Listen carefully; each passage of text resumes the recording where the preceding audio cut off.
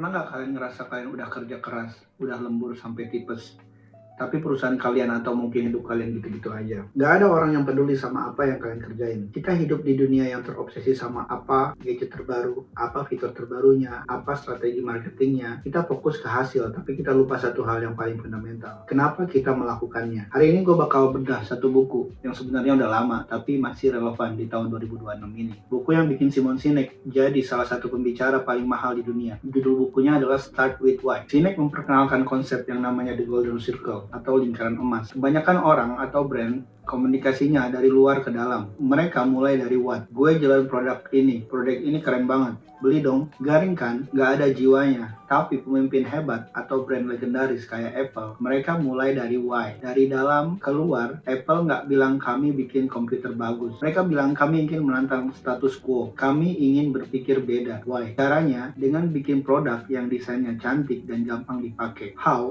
Kebetulan produknya adalah komputer. What? Lihat bedanya. Orang beli apa yang lo bikin. Orang beli kenapa lo bikin itu.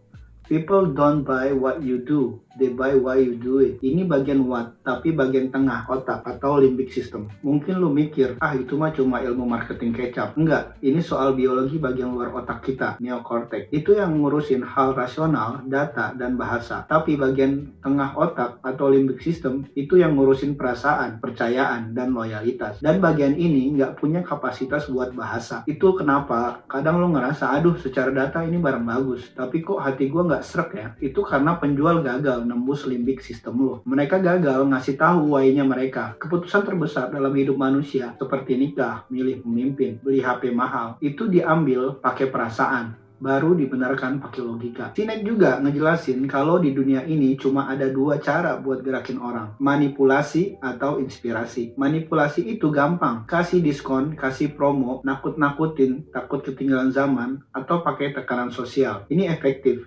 banget. Tapi masalahnya manipulasi nggak melahirkan loyalitas. Begitu kompetitor lo kasih harga lebih murah, pembeli lo bakal kabur. Inspirasi itu beda. Inspirasi itu jadi bagian atau sesuatu yang lebih besar. Gua ambil contoh. Martin Luther King Jr., dia nggak pidato, I have a plan. Dia nggak kasih poin-poin rencana strategis. Dia bilang, I have a dream. Dia nawarin visi. Dia nawarin why.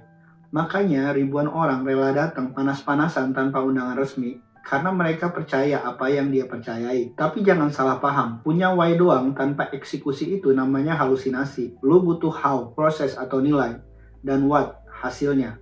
Why itu cuma kompas, how adalah cara lu jalanin kompas itu, dan what adalah bukti nyata kalau why lu itu beneran ada. Kalau lu bilang why lu adalah peduli lingkungan, tapi what lu adalah jualan produk plastik sekali pakai tanpa pengolahan limbah, ya lu itu namanya bohong. Konsistensi is the key. Keselarasan antara apa yang lu omongin dan apa yang lu lakuin itu namanya integritas. Jadi, buat kalian yang sekarang lagi ngerasa burnout atau bisnisnya lagi stuck, coba berhenti sejenak. Jangan tanya gimana cara dapat duit lebih banyak atau produk apa lagi yang harus gue buat. Tanya ke diri sendiri, kenapa gue bangun pagi tiap hari?